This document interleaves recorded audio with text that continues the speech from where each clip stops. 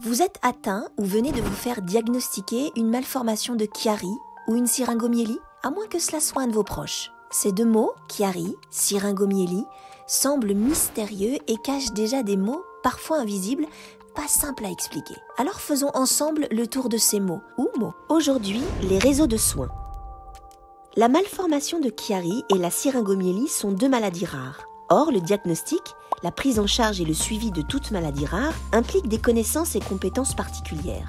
En 2004, sous la pression des associations de patients, un plan maladies rares est lancé en France. Cela commence par la création des centres de référence labellisés par le ministère de la Santé. Rassemblant des équipes hospitalières spécialisées, ils justifient d'une importante expertise clinique grâce au suivi de nombreux malades atteints d'une même pathologie rare. Leur mission va de l'enseignement à la formation des professionnels de santé. Ils assurent également la prise en charge de patients aussi bien à proximité qu'au niveau régional, national, européen, voire international.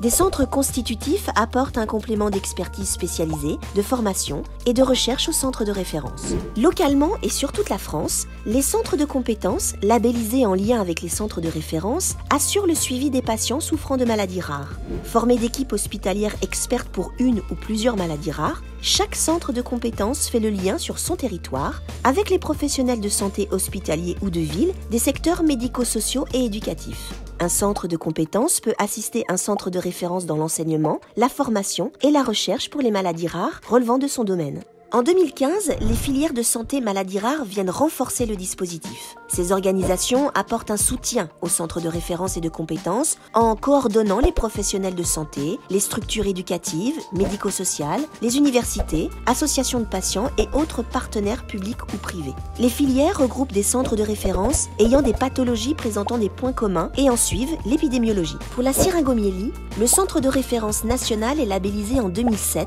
et est coordonné par le service de neurochirurgie de l'hôpital Kremlin-Bicêtre.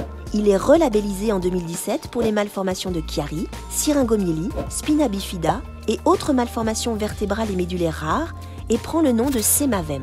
CEMAVEM regroupe 7 centres constitutifs, dont 3 plus particuliers pour la malformation de Chiari et la syringomyélie. Un centre pédiatrique à l'hôpital Necker, un centre douleur à l'hôpital Ambroise Paré et un centre troubles sphinctériens à l'hôpital Tenon. Pour la prise en charge de proximité, 34 centres de compétences, dont 13 dédiés au Chiari et à la syringomyélie, sont répartis sur le territoire. Ces centres suivent les recommandations et protocoles et participent aux événements du centre de référence. Le centre de référence assure une mission de soins et d'éducation auprès des patients.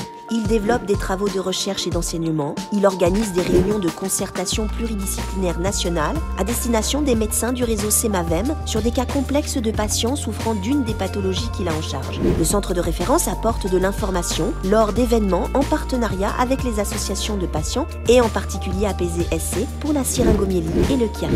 Au niveau européen et mondial, des échanges ont lieu entre centres de référence lors de congrès internationaux. Le centre CEMAVEM est aussi membre de la filière Neurosphinx, regroupant les centres de référence dédiés aux malformations pelviennes et médulaires rares. Enfin, sans être dans le plan maladies rares, d'autres structures aident à la prise en charge comme des centres antidouleurs ou de rééducation fonctionnelle vers lesquels le neurochirurgien ou le médecin traitant pourra vous orienter.